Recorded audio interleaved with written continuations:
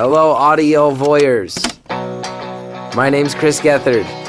You're listening to beautiful stories from anonymous people. One phone call, 1 hour, no names, no holds barred. I'd rather go one-on-one. I think it'll be more fun, and I'll get to know you, and you'll get to know me. All right, everybody, here we go. Another phone call. For all you voyeurs out there who like hearing about other people's lives, this one will be a good one for you. This guy called up and he was going to talk to me about one thing, passports. And it was okay. He would be the first to admit that, I bet. Then it went somewhere else. Went somewhere much deeper, closer to the bone, and religious. This guy comes from a background, a very specific religious background that I've always had questions about, but it's hard to ask those questions from the outside, from an outsider perspective, and this guy allowed me to ask those things in a way where he guided me through it without how I could do that without being offensive or step on toes, and I found it really fascinating. So I hope you guys enjoy it. Also, please pardon the fact that my voice is blown out for this call. The night before we recorded this, I'd been rehearsing with my Smiths cover band that I accidentally started. It's called Mr. Shankly and the Franklies, I think is going to be our name. So I had a real scratchy voice because I was screaming Morrissey tunes. That being said, enjoy this fascinating look into a specific religious culture that I bet you have always had questions about as well. And thank you, sir, for sharing all those details of your life. Thank you for calling Beautiful Anonymous. A beeping noise will indicate when you are on the show with the host. Hey, how's it going? This is Chris Gethard. Hey, Chris Gethard. I'm Anonymous. Oh, nice to talk to you, Anonymous. Okay, you get it going. So, what are you wearing? I'm not going to... What am I wearing? No, that was a joke. What do you want to talk about? What do you want to talk about?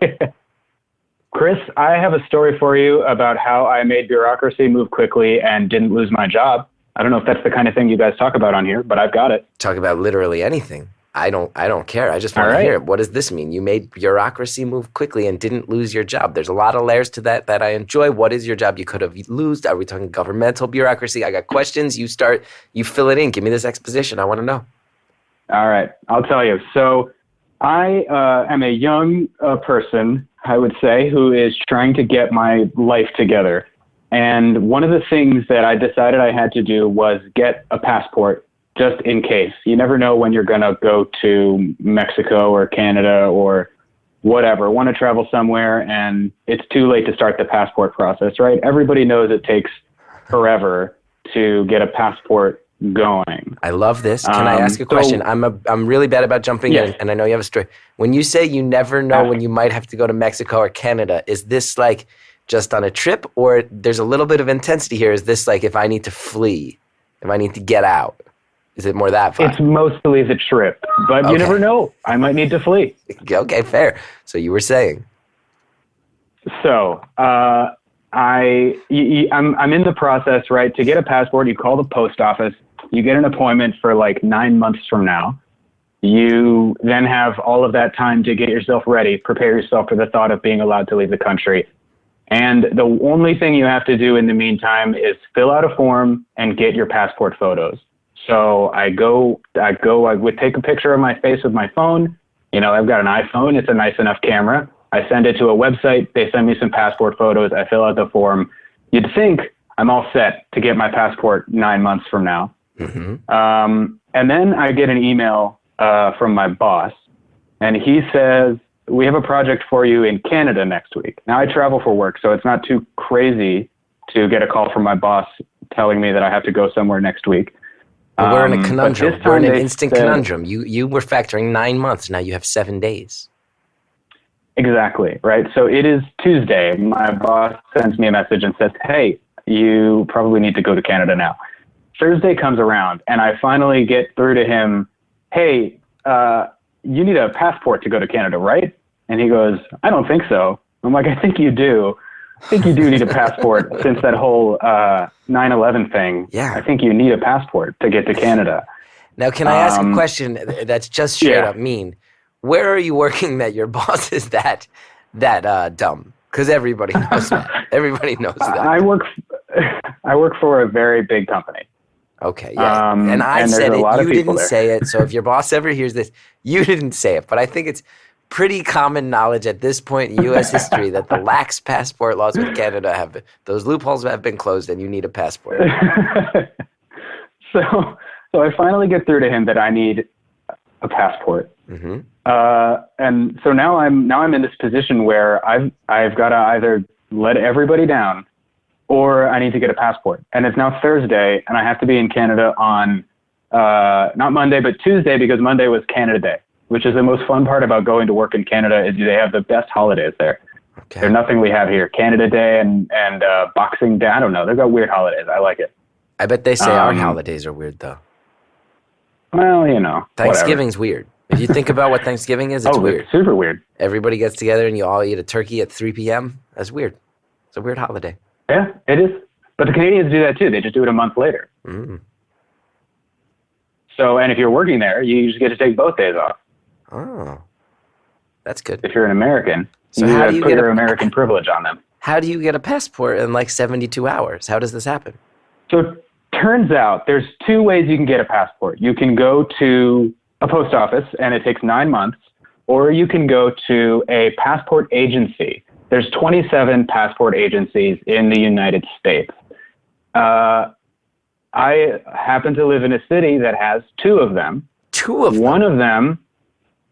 One of them is for secret government officials only. So you can't get a thing there.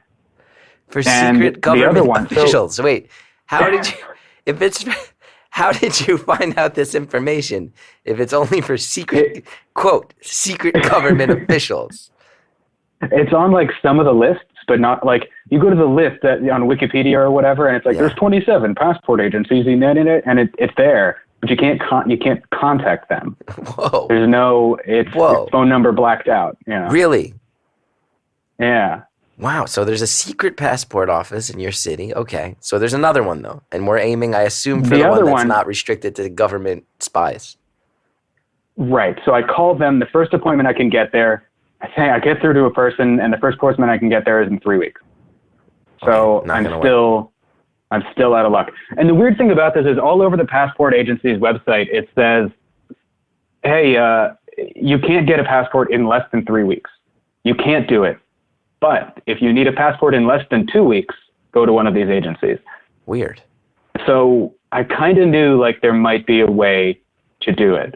So Now, I'm going to say this. I I'm looked going to say back, this. In general, this is a comedic podcast, but I really think this one has the potential to bust out amongst people who need to know how to get a quick passport. This could become, this could have a second audience. This could have a whole second life amongst passport fans or the passport needy among us. This is also reminding me that I need to renew my passport. So thank you for that. You can always count on me to bring the paperwork to a comedy podcast. That's why I called, Chris. Thank you.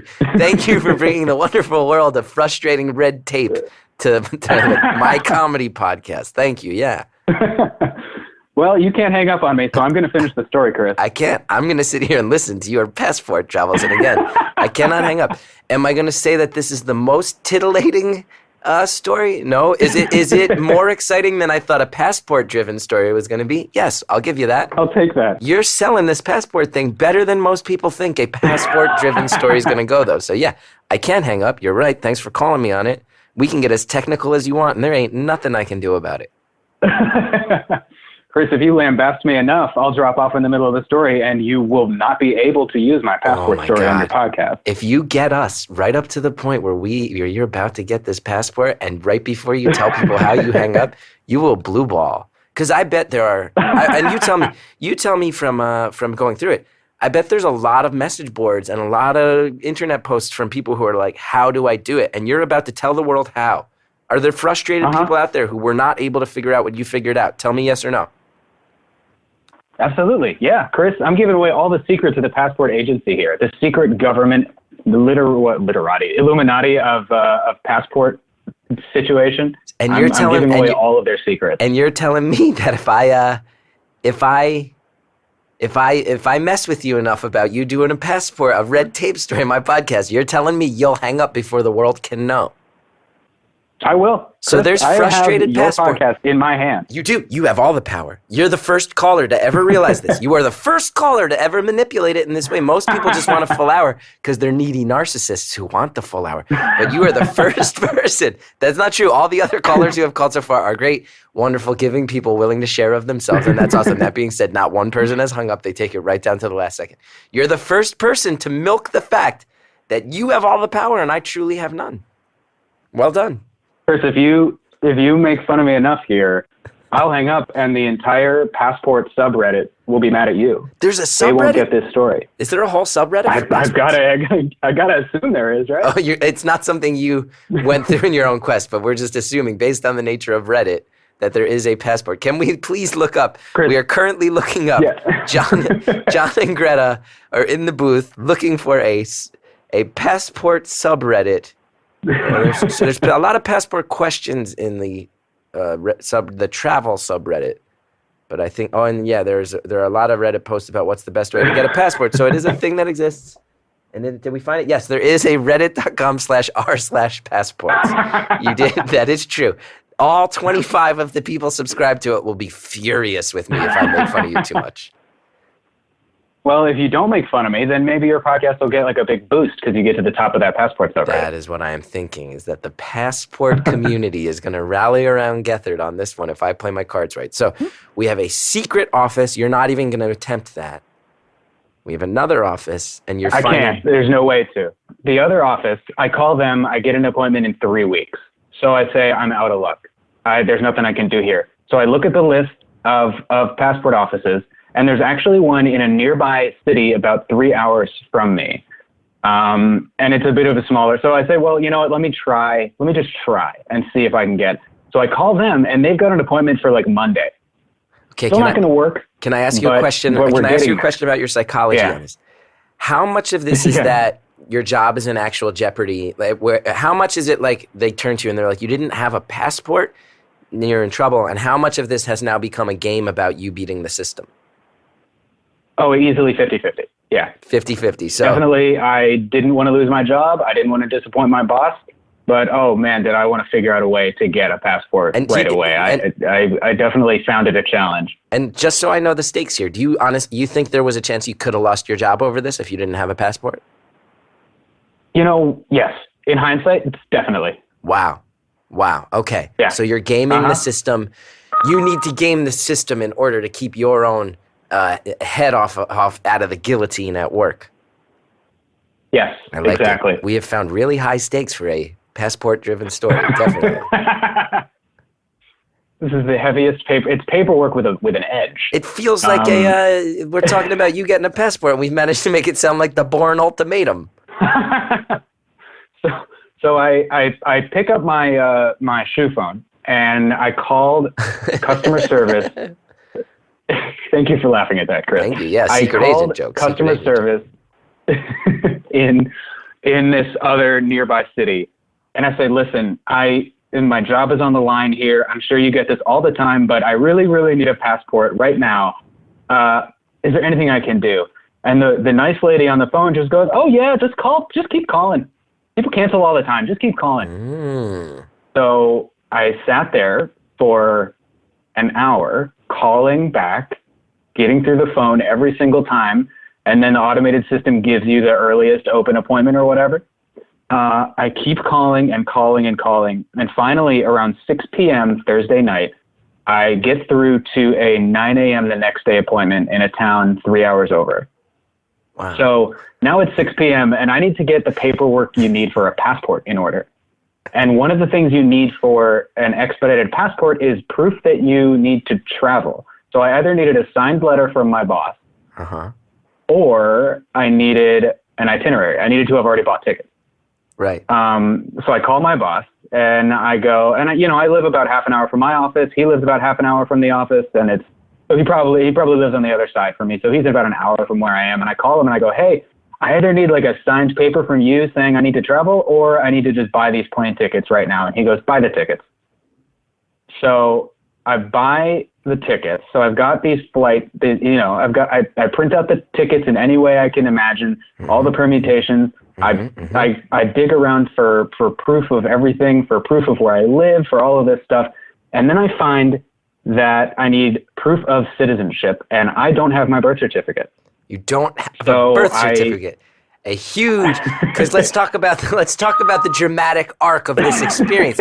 So we had rising action. We had we were teasing resolution, and then like all good screenplays, there is an obstacle in your path, another monkey wrench that no one saw coming. This is you heading into the valley of despair. So this is like your Empire Strikes Back stretch where you're like, oh, I was so close, and now the downfall. Mm-hmm. Also, why the fuck don't you have a birth certificate? I don't know. I thought I had one. I just realized I don't know I have if all I have my other mine. documents. My mom has mine somewhere. I called my mom and I was like, do you have it? Because if you don't, I must somewhere. She didn't have it, but I couldn't find it. So it's just someone has it somewhere in the world. You're a man. Somebody has my birth certificate. You're a man held captive by a country, a man with no past. Yeah. Okay. Yeah, it's bad. Let's do it. It was real bad. So I found I had an old expired passport from when I was like 10 years old. And so I was like, well, guess this is going to have to do for proof of citizenship. You have a document with a picture of a child on it that you can show. That's what you can show them. Do you resemble this photo in any way? I'd like to think not, because I didn't look too good at 10, but you might be able to pick me out in that 10-year-old picture. Where did you go? Where did you go when you were 10? What did you need a passport for when you were 10? I'm from a Jewish family, so my parents took me to Israel. Oh, nice. We did the old pilgrimage. Yeah. Was it birthright? Birthright's when you're a teenager, right? Birthright's when you're a teenager. So yeah. It wasn't birthright. Yeah, and then there's a new one they do now where married couples go, which is a little creepy, but I'm going to apply. Oh, so you're married? Yes. And what's the goal? Are they trying to get you to move back to Israel on that? I just think they want you to be a little more Jewish. I don't know. Okay. That's always the thing with these, is they're kind of just trying to make you be like, you like that you're Jewish, right?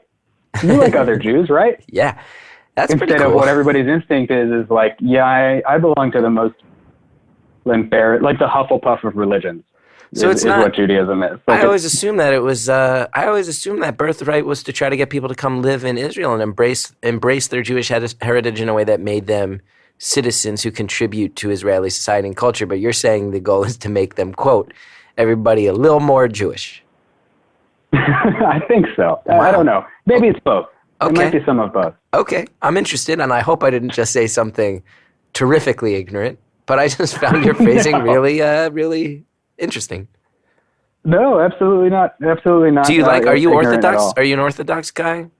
I'm not, but I grew up Orthodox. Well, you grew up very Orthodox, and then you walked away from it. Yeah. Wow. Yeah, I used to have a black hat and all that stuff. You did. You wore the hat. Is your family still Orthodox? Did you all shift away, or did you break away from the family? Just me. Yeah. Ooh, so that's a thing. It didn't go over well. Yeah. I tell you, I got married in 2014 at a summer camp, at a Jewish summer camp. We rented it in the off season, and it was really great. It was great. It was beautiful. My wife entered on a zip line because she's badass. We didn't know. That is so cool. It was cool, but they didn't tell us. It was really, they were very, very strict about kosher law, and we weren't totally clear on that when we were pretty deep into the process. We'd put a deposit down. Invitations had gone out, and it became clear that it was very, very kosher. And I'll tell you, two people who did not grow up understanding Orthodox level kosher law, it is hard to plan a wedding out of a kosher kitchen when you did not grow up with it and when people are taking it very seriously. Can I ask you which summer camp it was? It was in upstate New York. It was in Copic. It's beautiful. It's called Camp Berkshire Hills Eisenberg. It used to be called Camp Berkshire Hills Emmanuel, but I think someone named Eisenberg really dropped a big a big contribution and got naming rights. Yeah, that's how it works. Yeah, it was beautiful. All you got to do to get a summer camp named after you is donate more than the last person did. Now, do you think I could? Do you think they would allow a person who grew up Catholic with a strange semi-German feeling last name, Gethard? Do you think if I dropped a coin, there's no way I could get a summer camp named after myself, right? Because that would become a life goal. I bet you could. Wow. Now, let me ask you this, and this is a phrase that I've been told. A friend of mine who grew up very Orthodox told me this is a well-known phrase, and I think it may be offensive, but he told me that we were dealing with people known in the Jewish community as lettuce checkers. Is that a phrase you're familiar with? Yep. Yeah. I know that phrase. That is a hard... Well, I've never heard the phrase, but I know exactly who you're talking about, and I can tell you why that phrase is the way it is too.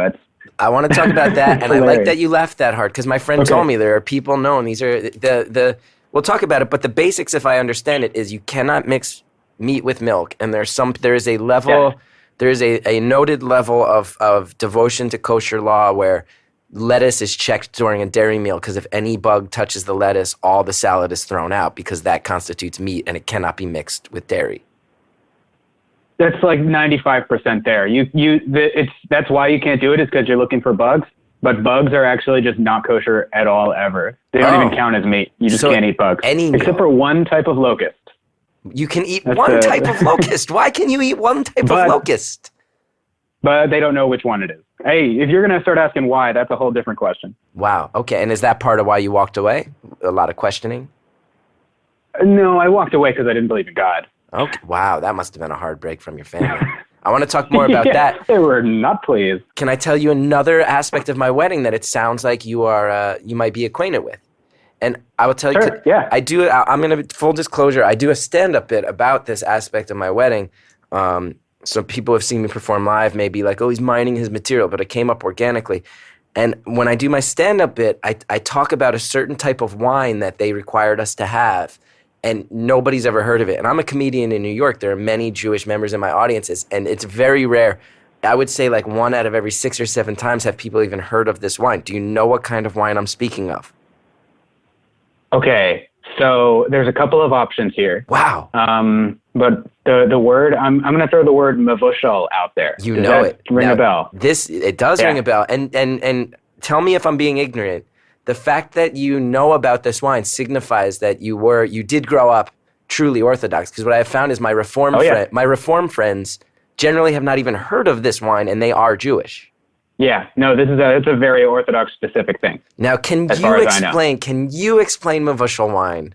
Because I feel like coming from you can probably say certain things about the reputation of this wine's quality and drinkability that might be ignorant coming from someone who's not of the culture. Maybe you can explain this wine, and maybe we can then discuss. I researched it, and I can tell you, you can tell me what percentage I am right, and then correct me. Okay. This seems like a good time to take a quick break. We're going to be right back with the conversation. It'll just be after this. Do you love books, but you find that you never have time to read them? Well, Audible.com has the perfect solution. Get audiobooks, listen to those books you've been meaning to read while on the go. At the gym, during your commute, Audible.com provides over 180,000 titles from the leading audiobook publishers, broadcasters, entertainers, magazine and newspaper publishers, and business information providers. Their app is free. It works on iPhones, iPad, Android, and Windows Phone. You can also download and listen on your Kindle Fire and over 500 MP3 players. And unlike a streaming or rental service with Audible, you own the books, so you can access your books anytime and anywhere right from your smartphone. Audible.com also has the great listen guarantee. If you decide you don't like this book you chose, no worries. You can exchange any book you aren't happy with for another title anytime, no questions asked. A lot of titles on there. I tell you, one guy I like is Philip Roth. That's a popular, it really went out on a limb there, Gethard. Picked a Pulitzer Prize winner. But I'll tell you, Goodbye Columbus. You read Goodbye Columbus, that's about the area where I grew up, and he nails it. You'll have a real image of how I wound up as not confident as I am. And just for listeners, Audible.com is offering a free 30-day trial membership. Go to audible.com/CG, like Chris Gethard. You get it. Audible.com/CG. Start your free trial today. Again, show your support for beautiful stories from anonymous people. Get a free 30-day trial at audible.com/CG. Okay, enough of that. Let's get back to the call. Well, first I want you to tell me, how is this wine regarded? Okay, so I can't really tell you how it's regarded because I don't know anything about wine. Fair. Most of my wine drinking associates are older family members who are Orthodox Jews. Fair. So they're coming from a Mavushal only. My understanding of mavushal wine is that it is boiled during preparation. And it is done that way because it's a ritual that allows non-Jewish people to handle and pour the wine, and it remains kosher. Because apparently, in a technical sense, one of the kosher laws that a lot of the more lax divisions of the Jewish faith have relaxed with is that apparently if kosher wine is handled by someone who's not Jewish, it is no longer kosher. If they touch the bottle, pour it, can't drink it, it's not kosher. And what I've read, if I remember right, is that this is because many, many centuries ago, when the Jewish people were actually a tribe, they were interacting with other tribes, and a lot of those other tribes were pagan, and a lot of those pagan tribes used wine as part of their ceremonies. So if you allowed someone who might be pagan, who might corrupt the wine, to handle your wine, there was a chance that you were using wine that was somehow used or tainted in a way that was an intentional affront to God. That is my understanding of it. Am I correct? You are once again 95% correct. Let's talk me through that other 5%.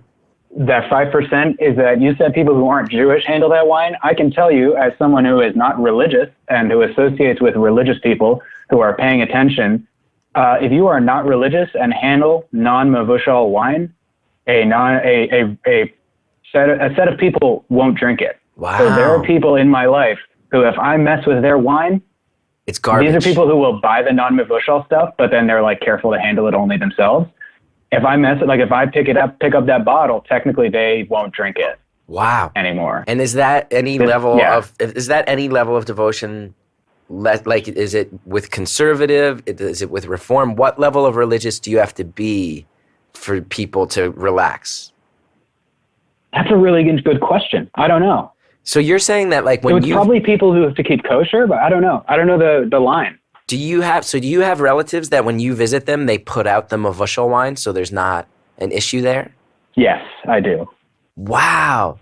Or at least they're like, it's not even that. It's almost worse than that because they're like very much like, they put it out, but they're like talking amongst themselves and they don't want to like be rude to me, but they're like, oh, we don't let him touch this one, basically. Wow. So and do you feel like there's some of that is like people maybe trying to stick it to you a little bit, that you outcasted yourself in a way? Is that sort of like, why don't you go ahead and drink this like less high quality wine? We put it out for you because you are not one of us anymore. Do you feel like there's people maybe trying to make a point at times?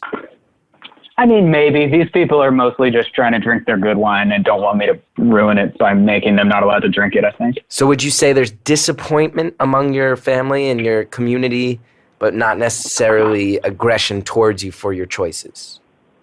Yeah, for the most part. Okay. Because I'll tell you this. I started buying this mavushal wine. You can find, I live in New York, so, very thriving Jewish community. So you can find mavushal wine, but it's also so expensive. It's like $15 to $20 a bottle. In a wedding, you want cheaper wine than that. What part of the goal of a wedding, a DIY wedding, one of the major things you will find on all the wedding forums is you're trying to find good wine that's also cheap. And I actually found good, cheap kosher wine, and I was about to order like 300 bottles of it. We had 200 people at our wedding. I'm about to order hundreds of bottles. Camp's like, no, you need mavushal. And even the guy who ran the camp was like, it's really expensive and no one really likes it. So good luck. So I had to start ordering cheap mavushal wines at am I allowed to say websites? I don't know. Kosherwines.com. I am a lapsed Catholic who's now my wedding in the months prior, one of the major stressful things for me was being a boy who grew up Catholic who has also been sober for now 15 years. Deeply researching a wine that is notoriously regarded as not high quality to try to drink it, and then having to order bottles so that my friends who do drink could just consistently tell me that it would be horrible to serve at my wedding. So that being said, kosherwines.com, if you're out there, you're listening, that's a plug. And if you guys want to get on board, you did me right. You had many options. I did eventually find some very high quality mavushal wines, and kosherwines.com. I think you and we set up a sponsorship relationship. I'd be happy to spread the words of all the great mavushal options kosherwines.com has. But, we got to get on board and make it a business relationship at some point. I find this really fascinating. So it must have been very hard for you to walk away from this religion. Yeah, it was hard, like, socially with the family and everything, and like my social life was built around it too at the time when I was leaving it. So it was sort of, I had to find this small group of people who were moving the same direction as I was around the same time as I was, basically. Wow. And luckily there were a few of those, and those are still kind of my best friends. And it was hard for all those people. So there were other people who were questioning, who came from similar families, and you guys had to link up, find a community amongst yourselves. Yeah. Now, can I ask you something? Yeah. For someone who didn't, I grew up Catholic. I mean, my grandparents were from Ireland, Catholicism. We went to church every week, but my father wasn't very particularly religious when I grew up. It was sort of a cultural factor in my life. I think probably equates more to what I sense from the outside. It seems more like what Reform members of the, it's Reform, not Reformed, correct? Correct. Reform. Yeah, what Reform members of the Jewish community, it seems like that was more the level of, like, it was a piece of my culture that I understood, that I was taught, and then it was up to me to sort of see how much I want to buy in. My question is, for those of us who are non-religious, how would you equate it? It sounds to me, again, another experience that I don't want to be insensitive. It sounds almost like what some friends of mine who have come out of the closet say, of like, you kind of isolate yourself, cut yourself off, and then have to find a community of people who identify with this thing that has sort of branded you an outsider. Yeah, I mean, I don't want to belittle the experience of people who have, like, LGBT people, because this discrimination against them is a lot worse now than discrimination against Jewish people. There's a very little bit of discrimination against Jewish people, and it's there, but I certainly don't feel like oppressed or definitely anything. Not. I mean, I grew up in the Northeast. I grew up in a town that had a large Jewish community. Now I live in New York, and I would say that the sense I get is that that's correct, but it's also, it's surprisingly more pronounced than you think. Yeah, that's true too. I have run into things where I was like, is this real? It seems like when it comes up, it's brutal. Am I a minority right now? It seems like that's what it is. I feel like it's definitely less widespread, but it seems like when it comes up, it is surprisingly brutal. Whenever you hear someone who is anti-Semitic get going, it's like, what decade are you living in, man? What is going on right now? So it is a thing that I really respect the experience, and I understand that it can be pronounced. Yeah.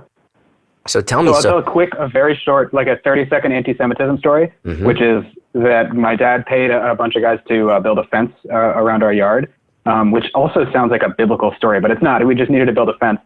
And this guy comes up and he saw, like, the mezuzah on the door, which is a little thing on the door frame that indicate, it's a thing that Jewish people do. The guy says to my dad, he's like, "Oh, so you guys are Jewish?" And my dad goes, "Yeah." And the guy goes, "So you killed Jesus?" Whoa. Just comes out of the gate with it. Yeah. This is the starting right point. There, like, first thing. Does your dad still employ him? Somebody had to be like, well, that was the Romans, What'd you say? Does your dad still employ him after that point? Yeah. What are you going to do? Send the guy away? Get, like, a different fence company? I don't know. Yeah, he did. He went through with it. That is nice of your father, for sure. That's really incredible. Yeah. So you walked me back. You were asking me about the experience of leaving the faith. Yes. Walk me through that, because that's something that most people don't go through. And also, I also feel like, coming from a Catholic background, it's, I think, standard at this point to lapse. I think, like, it's almost expected that people will lapse, at least for a portion of their lives. And it's almost, to me, being someone of a Catholic faith, it's almost at this point stranger in my mid-30s life to find someone who's still really into being Catholic. It seems like it's almost weirder to stay devoted into your 30s at this point in my life and the circles I run with. So tell me what it's like to leave that faith. Tell me what it's like for all that. Well, it was like a big relief, mostly.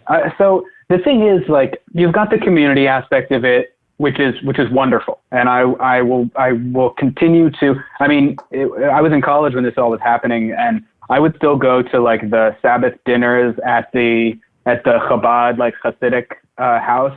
Like, I was still friends with all those people. I still loved the community. The community is phenomenal, and that was the part that, to the degree to which I lost it, was a shame to lose. The part that was hard was getting my family to be okay with it, because they were real unhappy. And other than that, it was pretty chill, man. It was like, I could finally eat, like, all this stuff I wasn't allowed to eat before. Tell me what that's like. What's the first time? Yeah. What's the first time you go to a buffet and there's just a big thing of shrimp?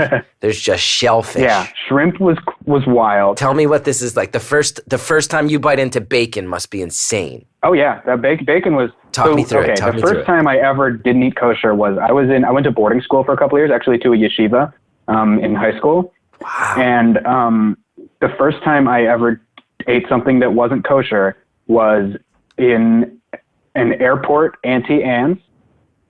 I got a pretzel hot dog, and I picked the thing up, and there were people from my school there in the airport with me, and they couldn't see. So I took the pretzel into the bathroom. So this is before you left the stall. faith. This is before you left the faith. This is like an experiment. Yeah. So you're telling me, basically, you're telling me that the first time you broke kosher, is that a phrase? I just equated it with the straight edge movement of broke the edge. No, it broke kosher. The first time you broke kosher was buying an Auntie Anne's pretzel dog and eating it in a public restroom. Perhaps the worst circumstance to experience something exciting and new. Yeah. And did it blow your mind? Real sad. Yeah, it was okay. It was okay. Didn't really. And was there some part of you that kosher hot dogs? For sure. Oh yeah, that's true. They're good. True. So that's like a baby step. They are good, and some of those brands are actually better, just because of the level of quality. So you're like okay with it. What's the food that when you ate it you were like, holy shit? What's the one? I'll say the food, the big one where I was like, I'm a food guy now. Like I love this. This is my new thing. I woke up late on a Sunday morning. For breakfast, I walked over to Five Guys Burger and Fries. Maybe you can get them to sponsor this thing. Five Guys, step up, baby. You got peanuts. You got a big trough of peanuts. It's weird, but I like it. Five Guys, let's get this going. You contact mid-roll, you contact ear-roll if we get this going. Sorry about that. I bought a cheeseburger and fries. Ooh, and I sat there in the Five Guys and ate it. Yeah. And I was like, that was delicious. That was really good. Not a bacon cheeseburger. You started. You didn't take it the full. You didn't take it the full. I wonder why I did that. I don't know. Can I ask you another thing about my wedding? This is something I felt really bad about for like a year and a half. So my buddy Keith, I do this show, the Chris Gethard Show. He plays a guy named Banana Man on the show. Real good dude. Real good friend of mine. Reform, but I think he grew up a little more conservative than he currently is. You know, he lives in Cobble Hill. He rides a skateboard. He's like he's a New York Reform member of the faith, I believe. I don't want to speak for him, but that's what I believe. Very relaxed dude. And I was telling him about our experience with the wedding, and I said, like it's very hard to navigate because I don't want to offend anybody, and I just don't know these laws. And not only do I not know the laws, but a lot of my friends don't know the laws this deeply. And I constantly feel like I'm making people nervous by like asking questions and not knowing it. And he was like, you know what you need? And I'm like, what's that? And he goes, you just need a couple Shabbos goy. And I was like, what? What is a Shabbos goy? And he explained to me that in some communities that follow strict kosher law, there will be a non-Jewish person in the neighborhood who is known as the person that like, if you need to use your elevator, this person will come push the button. You need to use your car, they'll come start the car for you. They will operate machinery on the Sabbath and do certain things that it's not okay for people to do. Yeah. And he said it. He was like, it's a really common thing, this and that. And I was like, oh, okay, I'll check into it. So the dude who was like our liaison at this camp, I emailed him about a bunch of stuff. And it was like, oh, we're going to do this, and this is some of the timeline stuff, and here's like some of the stuff about lodging. And then I go, oh, and also a friend of mine told me that with a lot of the difficulties we're having with planning the menu, and we had been dealing with it, and this guy was very, very gracious. He was like really trying to help with the wedding. He was really trying to help walk us through a lot of this stuff. I was like, with a lot of the stress surrounding the menu, a friend of mine mentioned that one solution might be to have a few Shabbos goy.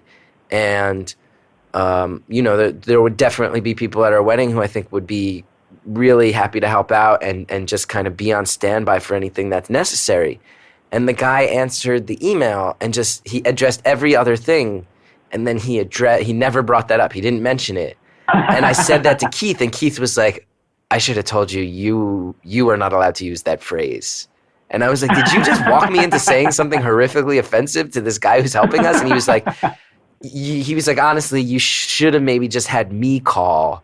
And I think, he said, he was like, it's not outright offensive, but he was like, what happens in the Orthodox community is there are all these methods by which people maybe manage to skirt the law a little bit. And it's a standard thing, but they do not like a person who's not in the culture addressing it. He was like, it really rubs people the wrong way that you, some hipster with glasses who lives in Greenpoint, Brooklyn, would be like, Shabbos goy. Like it's like recognizing an aspect of the culture that shows some cracks that they don't want you addressing. Is that true? Did I offend? Yeah, it definitely is. Did I offend someone pretty bad there? I don't think you offended anybody too bad. The guy didn't answer. The guy never brought it up. It's like, I don't know. It depends how like, or if he's like really, really religious, then it might be like, he's like, oh, we don't do that. You know, Mm-hmm. like that's beneath. That's like not really. That's like slightly less religious people do that. We don't do that. But the other thing is like, and maybe I'm not understanding the context too much, but like, you know, if you need somebody who you can just like ask your like Jewish questions that you don't know the answer to, that's a little different than like the Shabbos goy thing. Because if you're just asking questions or like trying to get around stuff, because was your wedding on a Saturday? It was. So there was a lot of talk of like, maybe we could prepare the food the night before and then have it all set up, and then maybe our Shabbos goy friends could actually turn on the ovens a couple of hours early so that the meal could be served at a normal meal time. Maybe our Shabbos goy could turn on the coffee machines so that the coffee can be served inside the dining hall rather than have everybody eat breakfast in the kosher dining hall and have to drink coffee only outside. People like coffee at breakfast. There was some talk of having some Shabbos goy maybe operate some actual machinery. So the other thing is there's rules about with kosher kitchens, there's rules about like who starts the fire. Yeah. Same with like the Mavushal wine thing. This goes back. So like this goes back actually thousands of years. Mm-hmm. Yeah, and I will say this, despite the fact that this was like a sort of hilariously frustrating logistical issue in my life, I actually came to really deeply respect it and deeply see the value in it because it is reaching back. It's traditions that have existed for thousands of years, and it's actually really beautiful. And everything that was explained to us, a lot of it was explained in that context, and I found it really, really beautiful. And actually, I would say a lot of the food, especially the vegetarian food, wound up being pretty good because it is prepared with a lot of care and thought. I'll say that's the one thing that made me sort of like think about sticking with, like the one reason where I was like, maybe this religion is the good one and I should stick with it is how like old and tradition, you know what I'm saying? Like, I don't know of any other religion, and certainly they tell you this in Jewish day school because they want you to respect it a lot, but I don't know of any other religion that has that much like heft to it, that is that old. I mean, Christianity in another, like in a very slightly different world, Christianity is just like a type of Judaism, right? It's all the same traditions. It's all the same people. Right. And like, you know, people disagreed along the way, and then Islam also disagreed along the way. But, you know, all the way back, all of those traditions come from Judaism. And that's like the one part of it that I was like, hey, that's kind of like, that's pretty cool. You know, that has some legitimacy to it. And I think that's fair about Christianity. I always got the sense that historically, this is like a very, glib description of it, but I always felt like at its core level, a lot of it was Judaism, where they were like, hey, you know what? Like, well, we have these saints, so if you want to keep worshiping sun gods, why don't we just call him a saint? And then he's a friend. He's just friends with Jesus, and also you don't have to wear a hat, and you could eat lobster if you feel like it. Seems like it just was like a relaxed, accommodating Judaism in its earliest days. Totally. So let me ask you, that's the funny thing too. Go for it. Ahead. No, what's a funny thing? Well, it's just that some of like the Jewish holidays and stuff like that, there's like theories that they are modified versions of pagan holidays. Mm-hmm. And, you know, from people who don't believe in the religion, they say, see, it just absorbed this other pagan holiday. Mm-hmm. From people who do believe in the religion, they say, see, God was thinking ahead. He made all these Jewish holidays that people could use instead of their pagan holidays, right? Same reason for like why Hanukkah is such a big deal now. Like Hanukkah is not a big holiday with Jews, except it is now because it's our Christmas, right? Right. So, maybe 3,000 years ago, like the summer solstice was a big deal for everyone. So the Jews were like, well, we've got one now too, Yeah. And it sort of adapted those things. Yeah. So what was the most troublesome part of leaving the faith? Was it dealing with your parents? Was it dealing with your community? Yeah. The parents. Your parents were Yep. heartbroken. They were heartbroken, and they drew an interesting line with the degree to which they wanted to disallow me from doing it. They couldn't really because I didn't live in the house anymore, but, they were helping me out in college. And they didn't just cut me off and hang me out to dry, but they did change things a little bit. They made it very clear and tangible that they were not going to support my new lifestyle, and here's what's changing because of that. They changed the way that they helped me out, and look, I still had the luck of, and they were still good enough to help me through college. Financially speaking. It was financially, yeah, but let's just say there was bookkeeping came into it at a certain point, and I there's a lot more accountability. That money because there's a lot more accountability on your end anymore. Wow. Yeah. And yeah. I believe, did you mention you were married? Yes. Are you married to a Jewish person? She is the same story as me. She is Jewish, but not religious anymore. And is there she used to be Orthodox.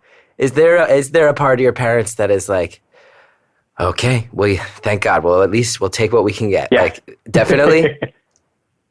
Yeah, for sure. Was there a huge fear that your parents were like, oh God, you are just going to go start dating all sorts of atheists and Christians?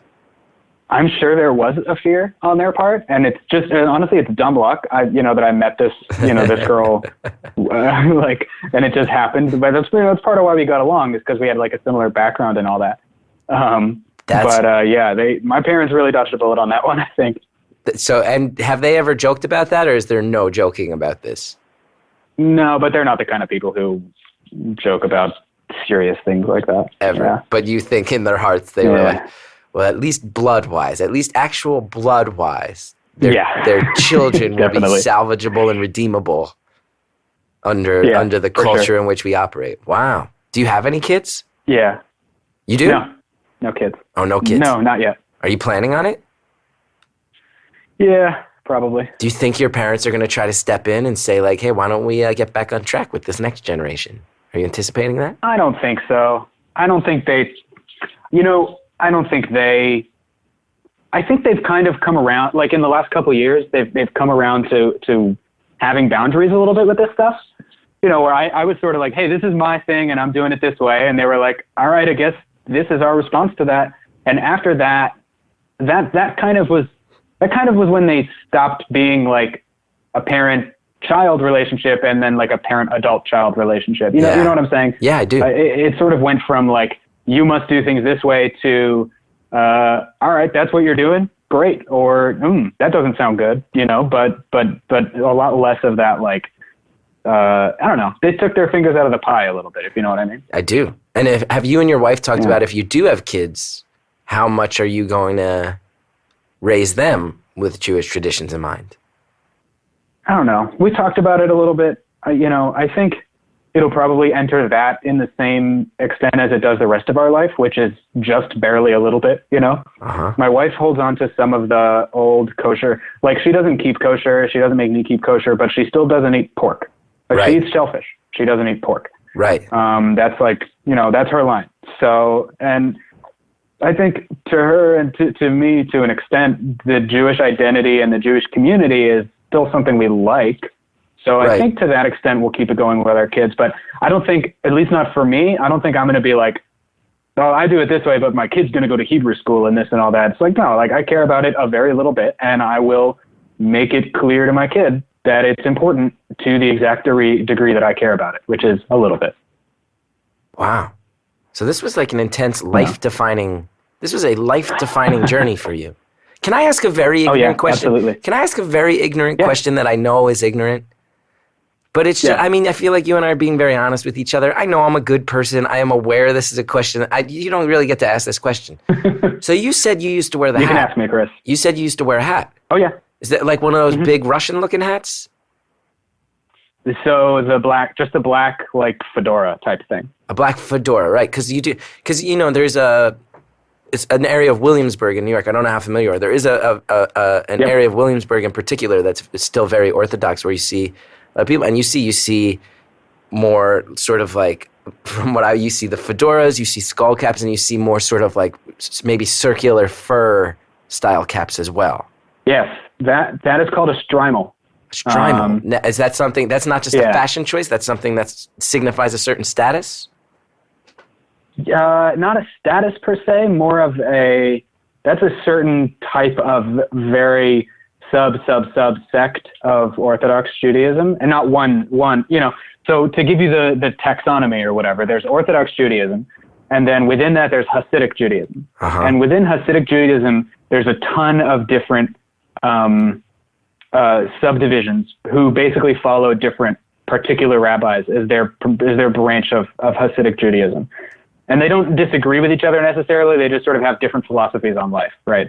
And some, but not all, of those subgroups wear the strimal. They wear the sort of long black coat, which is called a bekisha. A bekisha. They sort of wear these traditional, basically they just wear the traditional clothes to separate themselves. That is the main purpose of those things. It gives them to demonstrate their level or their allegiance. Yeah. They say, I'm Jewish. I'm not ashamed. I follow our ancestors, and I'm going to dress like them. Now, did you grow up in a community that you clearly grew up in a community that was largely Orthodox, but was it a community that also interacted with the non-Jewish world? Like in Williamsburg, I know the residents of that neighborhood. I drive through that neighborhood. I know residents of that neighborhood work in areas of the city that are not as devoted by any means as people who are wearing strimals. Did you also have that in your daily life? Yeah. So the people who lived in the community I grew up in, they went to work where most of the time you're in a pretty diverse environment. But on a personal life level, there wasn't a lot of cross-pollination. It was mostly Jews hanging out with Jews. And here's my ignorant question. Go ahead. Okay. When the eyes of the non-devoted are upon you and you're wearing a ceremonial outfit, how does that feel? So I have half of the answer to that, right? Because I haven't gone full decked out situation, right? Okay. But I have done the walking to synagogue in a black suit with a tie and a skull cap. On the Sabbath through a neighborhood that doesn't have enough Jews in it for it to be totally normal. And it's a bit weird. I'll say that. Yeah, it's a bit weird. You feel a little bit isolated, but you are sort of trained to embrace that. And it's not like you come home and you're 13 and the first time you're self-aware and you go, oh my gosh, everyone's staring at me. And your parents go, that's good. Enjoy that. It's not that. You're brought up from childhood to know that you're separate and different, and there aren't too many Jews, on a percentage level, right? It's 1 or 2% of the U.S. population. So you're brought up. It's especially if you grow up with it like I did. It's just kind of normal because you've always been different in that way. And does it create? Much as I would imagine. Oh, sure. What's that? No, please. As you would imagine, what? Well, I was going to compare my form of minority to another one, but it doesn't seem appropriate, so I'm not going to do it. But it's fair. I mean, it's fair. You are saying you are a minority, and in particular, a level of devotion within that minority that wears clothing that demonstrates that minority status. I was going to ask you, does that create a sort of, does it create in any way like an us versus them or an adversarial feeling that you can sense? It can. Mm-hmm. It can, and luckily that feeling I never internalized that, which I'm so thankful and grateful for, but I saw that a lot. And there's bad people in every group, so I don't want to, I try really hard not to say like, Jews are hateful people, because that is an inappropriate, ignorant thing to say, right? And that's certainly not how I feel. But there were people who I was around for whom it turned into an adversarial situation, or an us versus them situation, or what's maybe I think even more common is sort of a care for your own philosophy, where people say, right, oh no, there was a horrible accident. How many Jews died? Right. Oh no, 9/11 happened.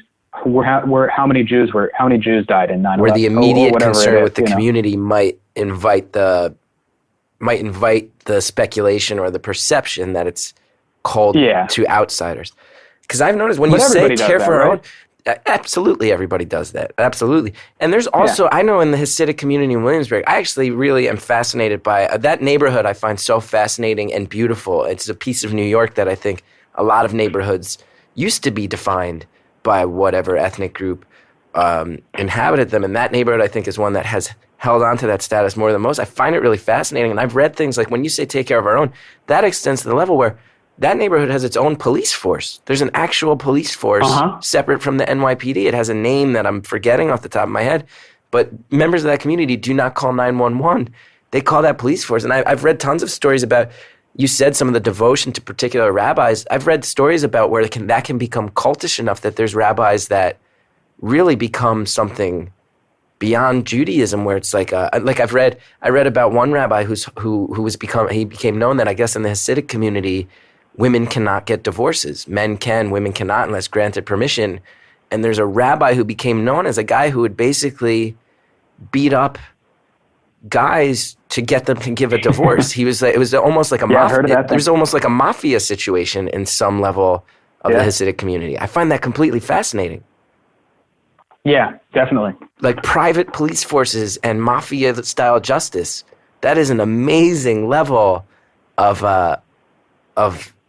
like an insider-specific culture that totally coexists in like a major metropolitan area. That's one of the most fascinating things in New York City to me.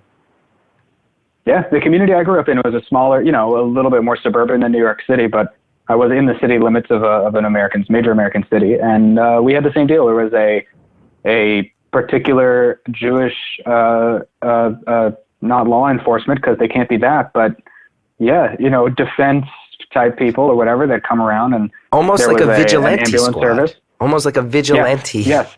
That is incredible. That's one of the coolest things in the world to me. It is, until like they get themselves in trouble, because there have been controversies that I don't know enough about to speak about, where then those groups are then accused of committing hate crimes towards other groups. So that's why Batman isn't a good idea in real life, right? Because how does Batman decide who he gets to beat up? Yeah, it's the real life example of vigilante superhero style justice, and it's not. There's some aspects in which I think it's amazing, and there's some aspects in which it's really definitely has a dark side. So I tell you what, this was, to me, from my level, I want to thank you for sharing so much, because that's a really fascinating conversation about a process that some people have been through of leaving a faith that I've always wondered how that goes. And you've been so open and so open about the culture and the process of leaving it. So thank you for that. That's really amazing that you shared all that. And this is definitely, out of all these podcasts, this is a conversation that's gotten me so excited. Usually it's some 22-year-old guy who's like, stressed out because I can't, I don't think my improv group likes me. It's a lot of that. We just got Chris, remember that I called you with a story about a passport. So you print out your plane tickets. Where I came from. Oh God, we only have so much time. Dude, we're so close to done. We have like 4 minutes, and I just realized we said this whole thing about how the passport community, people really might have been listening this whole time, want to know how to get a passport, and we just went on a 40-minute long sidetrack about the Jewish faith and leaving the Jewish faith, and it was beautiful. But yes, okay, so you print out your tickets. I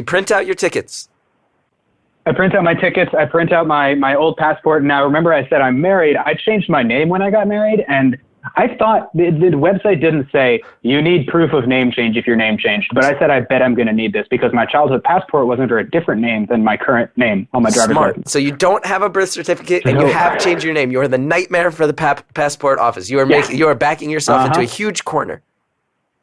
Yeah, so I bring my passport from childhood, I bring my marriage license, and I go to sleep for like 6 hours. I get up, I drive 3 hours to this other city.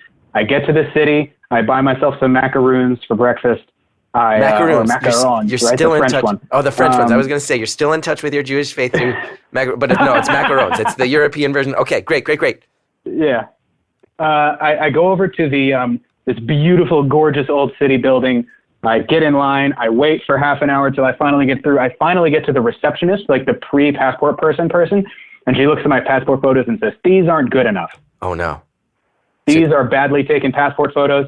I can't tell you where to go get passport photos, but if you go talk to the guards, they might have an idea of where you can go get passport photos." Okay, so everything has gone wrong. Everything has gone wrong. Yeah, everything. None of your paperwork's in order and you have bad pictures. Great. So you go up to the guards, 2.5 minutes. Oh, God. Oh, God. And the guards say, "Do you want the cheap ones or the expensive ones?" So I'm like, "Dude, I don't have time for this. We've only got 2 minutes left to tell this story. Give me what's the difference?" He says, "The cheap ones are a little further away." I said, "Fine, give me the cheap ones." I walk down to the cheap ones. I get to the passport picture store. There's a chain on the door. The store's closed. What are you talking about? Okay. I just stand around. Oh, God, I might not hear the end. It's like a big metal chain. Talk. I might not hear the end. Oh, no. Okay. All right. I'm sitting there. I don't know what to do. I'm sort of looking around. I see a guy over on the other end of this atrium sort of walking towards me. I'm like, I hope this is the guy from the store. Turns out it is. He says, "Passport." I go, "Yep." He opens the store, takes my pictures, gives me the pictures. I walk back over to the passport agency. I finally get through. I wait another half hour. I get through to the guy. I go, "Here's my information. I got to fly to Canada on Monday. It's Friday right now. What can you do for me?" And the guy goes, "Well, if you got to get to Canada on Monday, I'll get you your passport today." I go, "What? You can do that?" He's like, "Yeah, be back at noon." So I drove to my grandparents' house, had pancakes for an hour, drove back, and I got my passport. I was in Canada Monday night. You even ate pancakes. You flaunted it. You said, "I have won. The government has lost. I'm going to go eat pancakes while they make my passport." I am going to eat chocolate chip pancakes at my grandparents' kitchen table. That's right. Incredible. I'm going to say two things. One, it's legitimately terrifying that a person with no birth certificate and a name change and bad pictures can get a passport in a day. It's terrifying when you think about security laws and you think about terrorism, and so much of it has been travel related. Absolutely chilling that can be done, because if you can do that, someone could absolutely fake that process. True or false? I would say true. Absolutely terrifying. They have to work hard to do it, though. At the end of the day, that is a scary story on many levels. I will also say I hope you use that passport to travel internationally, and I hope when you do travel internationally, you eat nothing but Auntie Anne pretzel dogs and you wash them down with Mosel wine. Thank you very much, Chris. Thank you. Great to talk to you. Absolutely great to talk to you. In the last 30 seconds, I want to say thank you for being so open, so honest, having such a great sense of humor, and letting people in on stories that they might not be able to hear in an honest, human way if you hadn't stepped up. You answered so many questions I've always had. Thank you. It was so eye-opening for me. Chris, it was an honor.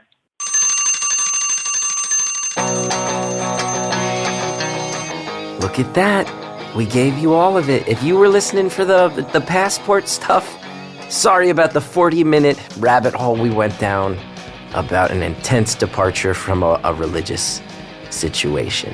You got your passport stuff at the end of the day. Anyway, thank you for helping us get there, Greta Cohn, the Reverend John Delore. Thank you, Shellshag, for the intro music. Guys, support Shellshag. I always say it. Also, support this show. You can do so by subscribing at iTunes, rating, reviewing. All those things help more than you guys can imagine. Help spread word of what we're doing out there in the world. Speaking of out there in the world, I go out in the world sometimes. ChrisGethard.com for my touring dates. TheChrisGethardshow.com for info on the TV show. There's new episodes hitting the TV, hitting YouTube. All the info is out there. Hope you enjoy it. Beautiful Anonymous. We'll be back next time.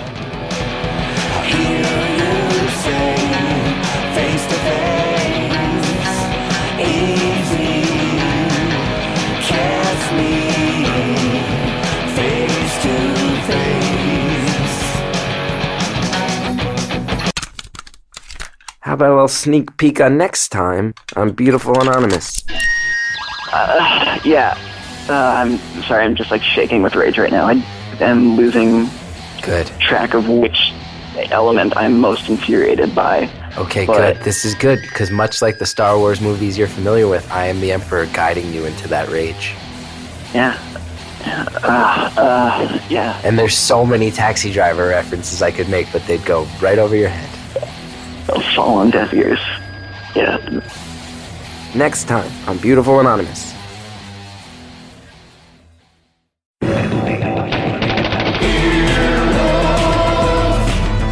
This has been an Earwolf production, executive produced by Scott Ackerman, Adam Sachs, and Chris Bannon. For more information and content, visit earwolf.com.